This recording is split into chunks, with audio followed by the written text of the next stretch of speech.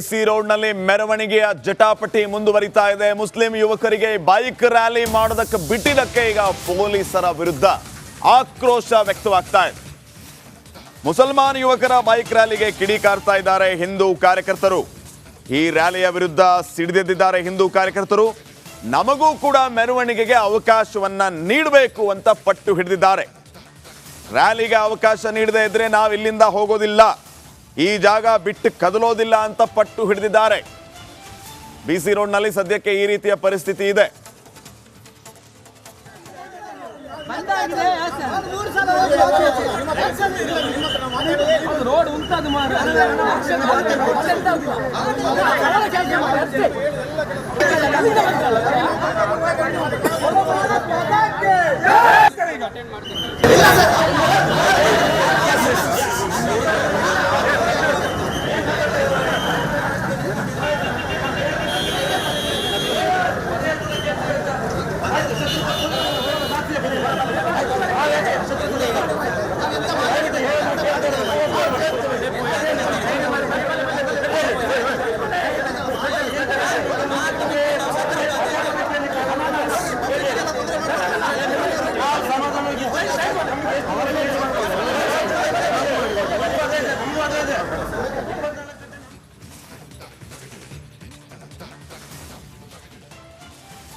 ಕರಾವಳಿ ಭಾಗದಲ್ಲಿ ಸದ್ಯಕ್ಕೆ ಈ ರೀತಿಯ ಬೆಳವಣಿಗೆ ನಡೀತಾ ಇರೋದು. ಈ ಎಲ್ಲಾ ವಿಚಾರಗಳಿಗೆ ಸಂಬಂಧಪಟ್ಟಂತೆ ಸಚಿವ ದಿನೇಶ್ ಗುಂಡೂರಾವ್ ಕೂಡ ಪ್ರತಿಕ್ರಿಯೆಯನ್ನ ನೀಡಿದ್ದಾರೆ. ಬಂಟ್ವಾಳದಲ್ಲಿ ಶಾಂತಿಯುತ ಮೆರವಣಿಗೆ ನಡೆದಿದೆ. ಮತ್ತೊಂದು ಕಡೆ ಸೂರತ್ಕಲ್ಲಲ್ಲಿ ಮಸೀದಿಯ ಮೇಲೆ ಕಲ್ಲು ತೂರಾಟ ಆಗಿದೆ. ಬೆಂಗಳೂರಿನಲ್ಲಿ ಸಚಿವ ದಿನೇಶ್ ಗುಂಡೂರಾವ್ ಈ ವಿಚಾರಕ್ಕೆ ಸಂಬಂಧಪಟ್ಟಂತೆ ಹೇಳಿಕೆಯನ್ನು ನೀಡಿದ್ದಾರೆ. ಕಲ್ಲು ತೂರಾಟ ಮಾಡಿದವರನ್ನ ಅರೆಸ್ಟ್ ಮಾಡಲಾಗಿದೆ, ಯಾರು ಅನವಶ್ಯಕವಾಗಿ ಗೊಂದಲ ಸೃಷ್ಟಿಸಬಾರದು ಅಂತ ಸಚಿವರು ಹೇಳಿದ್ದಾರೆ. ಅವ್ರೇನು ಹೇಳಿದ್ದಾರೆ ನೋಡೋಣ.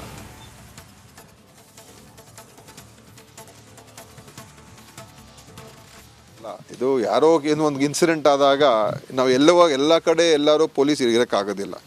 ಈಗ ನಿನ್ನೆ ರಾತ್ರಿ ಮಸೀದಿಯ ಮೇಲೆ ಯಾರೋ ಕಲ್ಲು ತೂರಾಟ ಮಾಡಿದ್ದಾರೆ, ಅವ್ರು ಯಾರು ಅಂತ ಪತ್ತೆ ಹಚ್ಚಿದ್ದಾರೆ, ಅವ್ರನ್ನ ಅರೆಸ್ಟ್ ಮಾಡಿದ್ದೀವಿ.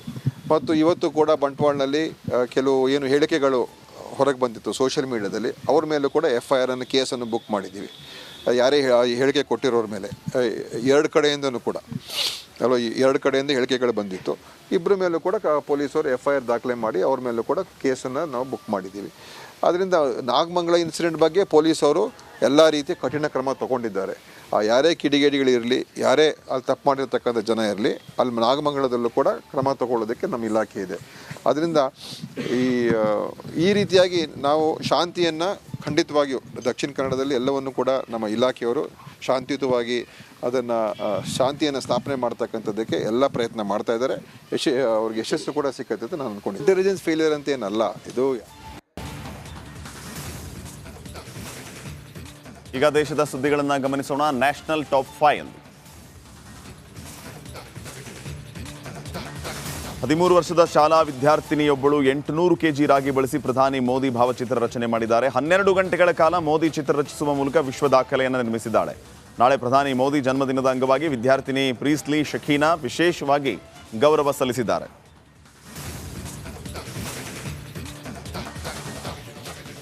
ದೇಶದಾದ್ಯಂತ ಈದ್ ಮಿಲಾದ್ ಸಂಭ್ರಮ ಮನೆ ಮಾಡಿದೆ. ಉತ್ತರ ಪ್ರದೇಶದ ಬರೇಲಿಯಲ್ಲೂ ಅದ್ದೂರಿಯಾಗಿ ಈದ್ ಮಿಲಾದ್ ಆಚರಿಸಲಾಯಿತು. ಭವ್ಯ ಮೆರವಣಿಗೆ ಹಾಗೂ ಬೈಕ್ ರ್ಯಾಲಿ ಮೂಲಕ ಮುಸ್ಲಿಂ ಬಾಂಧವರು ಸಂಭ್ರಮಿಸಿದರು.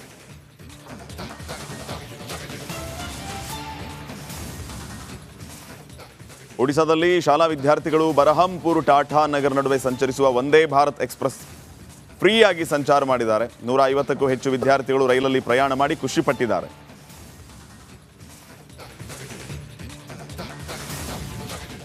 ಕೋಲ್ಕತಾ ಘಟನೆಯನ್ನ ಆಧರಿಸಿ ಸೂರತ್ನಲ್ಲಿ ಗಣಪತಿ ಪೆಂಡಾಲ್ ಸಿದ್ಧಪಡಿಸಲಾಗಿದೆ. ವಿನೂತನವಾದ ಪೆಂಡಾಲ್ ನಿರ್ಮಾಣಕ್ಕೆ ಎಲ್ಲೆಡೆ ಮೆಚ್ಚುಗೆ ವ್ಯಕ್ತವಾಗಿದೆ. ಇನ್ನು ಈ ಪೆಂಡಾಲ್ ಅನ್ನ ಸಂಘಟಕ ಚೌಧರಿ ನಿರ್ಮಾಣ ಮಾಡಿದ್ದಾರೆ.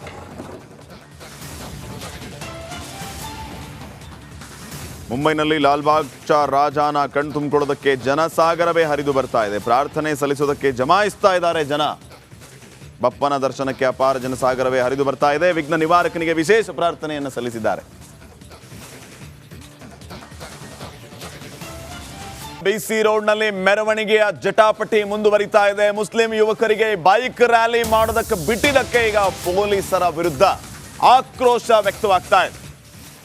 ಮುಸಲ್ಮಾನ್ ಯುವಕರ ಬೈಕ್ ರ್ಯಾಲಿಗೆ ಕಿಡಿಕಾರ್ತಾ ಇದ್ದಾರೆ ಹಿಂದೂ ಕಾರ್ಯಕರ್ತರು. ಈ ರ್ಯಾಲಿಯ ವಿರುದ್ಧ ಸಿಡಿದೆದ್ದಿದ್ದಾರೆ ಹಿಂದೂ ಕಾರ್ಯಕರ್ತರು. ನಮಗೂ ಕೂಡ ಮೆರವಣಿಗೆಗೆ ಅವಕಾಶವನ್ನ ನೀಡಬೇಕು ಅಂತ ಪಟ್ಟು ಹಿಡಿದಿದ್ದಾರೆ. ರ್ಯಾಲಿಗೆ ಅವಕಾಶ ನೀಡದೇ ಇದ್ರೆ ನಾವು ಇಲ್ಲಿಂದ ಹೋಗೋದಿಲ್ಲ, ಈ ಜಾಗ ಬಿಟ್ಟು ಕದಲೋದಿಲ್ಲ ಅಂತ ಪಟ್ಟು ಹಿಡಿದಿದ್ದಾರೆ. ಬಿಸಿ ರೋಡ್ನಲ್ಲಿ ಸದ್ಯಕ್ಕೆ ಈ ರೀತಿಯ ಪರಿಸ್ಥಿತಿ ಇದೆ.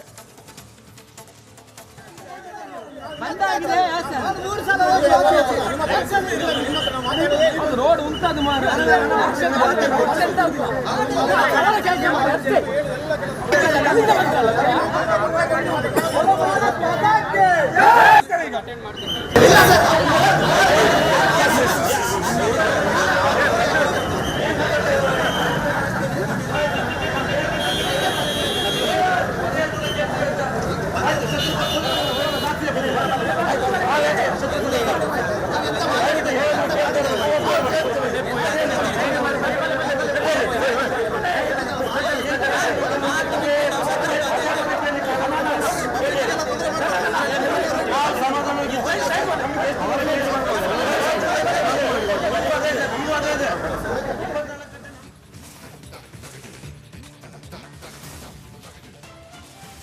ಕರಾವಳಿ ಭಾಗದಲ್ಲಿ ಸದ್ಯಕ್ಕೆ ಈ ರೀತಿಯ ಬೆಳವಣಿಗೆ ನಡೀತಾ ಇರೋದು. ಈ ಎಲ್ಲಾ ವಿಚಾರಗಳಿಗೆ ಸಂಬಂಧಪಟ್ಟಂತೆ ಸಚಿವ ದಿನೇಶ್ ಗುಂಡೂರಾವ್ ಕೂಡ ಪ್ರತಿಕ್ರಿಯೆಯನ್ನ ನೀಡಿದ್ದಾರೆ.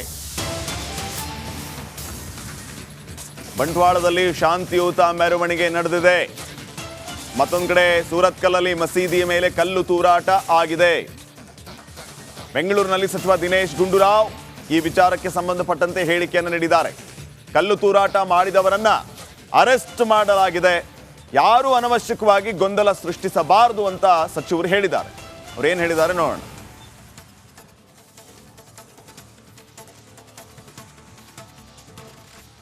ಇದು ಯಾರೋ ಏನೋ ಒಂದು ಇನ್ಸಿಡೆಂಟ್ ಆದಾಗ ನಾವು ಎಲ್ಲ ಕಡೆ ಎಲ್ಲರೂ ಪೊಲೀಸ್ ಇರೋಕ್ಕಾಗೋದಿಲ್ಲ. ಈಗ ನಿನ್ನೆ ರಾತ್ರಿ ಮಸೀದಿಯ ಮೇಲೆ ಯಾರೋ ಕಲ್ಲು ತೂರಾಟ ಮಾಡಿದ್ದಾರೆ, ಅವ್ರು ಯಾರು ಅಂತ ಪತ್ತೆ ಹಚ್ಚಿದ್ದಾರೆ, ಅವ್ರನ್ನ ಅರೆಸ್ಟ್ ಮಾಡಿದ್ದೀವಿ. ಮತ್ತು ಇವತ್ತು ಕೂಡ ಬಂಟ್ವಾಳನಲ್ಲಿ ಕೆಲವು ಏನು ಹೇಳಿಕೆಗಳು ಹೊರಗೆ ಬಂದಿತ್ತು ಸೋಷಿಯಲ್ ಮೀಡಿಯಾದಲ್ಲಿ, ಅವ್ರ ಮೇಲೂ ಕೂಡ FIR ಕೇಸನ್ನು ಬುಕ್ ಮಾಡಿದ್ದೀವಿ. ಯಾರೇ ಹೇಳಿಕೆ ಕೊಟ್ಟಿರೋರ ಮೇಲೆ ಎರಡು ಕಡೆಯಿಂದನೂ ಕೂಡ ಎರಡು ಕಡೆಯಿಂದ ಹೇಳಿಕೆಗಳು ಬಂದಿತ್ತು. ಇಬ್ಬರ ಮೇಲೂ ಕೂಡ ಪೊಲೀಸರು FIR ದಾಖಲೆ ಮಾಡಿ ಅವ್ರ ಮೇಲೂ ಕೂಡ ಕೇಸನ್ನು ನಾವು ಬುಕ್ ಮಾಡಿದ್ದೀವಿ.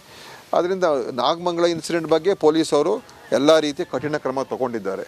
ಯಾರೇ ಕಿಡಿಗೇಡಿಗಳಿರಲಿ, ಯಾರೇ ಅಲ್ಲಿ ತಪ್ಪು ಮಾಡಿರ್ತಕ್ಕಂಥ ಜನ ಇರಲಿ, ಅಲ್ಲಿ ನಾಗಮಂಗಲದಲ್ಲೂ ಕೂಡ ಕ್ರಮ ತಗೊಳ್ಳೋದಕ್ಕೆ ನಮ್ಮ ಇಲಾಖೆ ಇದೆ. ಅದರಿಂದ ಈ ರೀತಿಯಾಗಿ ನಾವು ಶಾಂತಿಯನ್ನು ಖಂಡಿತವಾಗಿಯೂ ದಕ್ಷಿಣ ಕನ್ನಡದಲ್ಲಿ ಎಲ್ಲವನ್ನು ಕೂಡ ನಮ್ಮ ಇಲಾಖೆಯವರು ಶಾಂತಿಯುತವಾಗಿ ಅದನ್ನು ಶಾಂತಿಯನ್ನು ಸ್ಥಾಪನೆ ಮಾಡ್ತಕ್ಕಂಥದ್ದಕ್ಕೆ ಎಲ್ಲ ಪ್ರಯತ್ನ ಮಾಡ್ತಾ ಇದ್ದಾರೆ.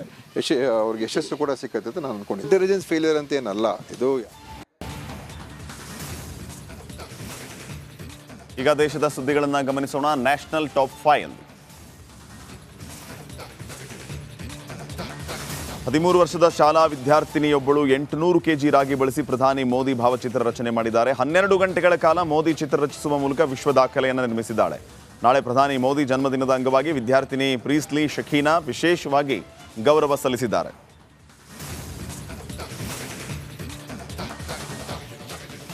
ದೇಶದಾದ್ಯಂತ ಈದ್ ಮಿಲಾದ್ ಸಂಭ್ರಮ ಮನೆ ಮಾಡಿದೆ. ಉತ್ತರ ಪ್ರದೇಶದ ಬರೇಲಿಯಲ್ಲೂ ಅದ್ದೂರಿಯಾಗಿ ಈದ್ ಮಿಲಾದ್ ಆಚರಿಸಲಾಯಿತು. ಭವ್ಯ ಮೆರವಣಿಗೆ ಹಾಗೂ ಬೈಕ್ ರ್ಯಾಲಿ ಮೂಲಕ ಮುಸ್ಲಿಂ ಬಾಂಧವರು ಸಂಭ್ರಮಿಸಿದರು.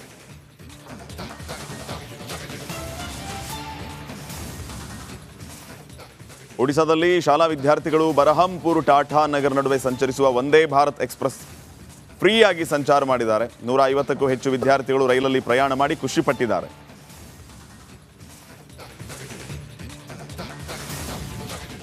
ಕೋಲ್ಕತಾ ಘಟನೆಯನ್ನ ಆಧರಿಸಿ ಸೂರತ್ನಲ್ಲಿ ಗಣಪತಿ ಪೆಂಡಾಲ್ ಸಿದ್ಧಪಡಿಸಲಾಗಿದೆ. ವಿನೂತನವಾದ ಪೆಂಡಾಲ್ ನಿರ್ಮಾಣಕ್ಕೆ ಎಲ್ಲೆಡೆ ಮೆಚ್ಚುಗೆ ವ್ಯಕ್ತವಾಗಿದೆ.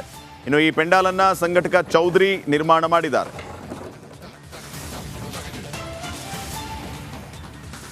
ಮುಂಬೈನಲ್ಲಿ ಲಾಲ್ಬಾಗ್ ಚಾ ರಾಜಾನ ಕಣ್ತುಂಬಿಕೊಳ್ಳೋದಕ್ಕೆ ಜನಸಾಗರವೇ ಹರಿದು ಬರ್ತಾ ಇದೆ. ಪ್ರಾರ್ಥನೆ ಸಲ್ಲಿಸೋದಕ್ಕೆ ಜಮಾಯಿಸ್ತಾ ಇದ್ದಾರೆ ಜನ.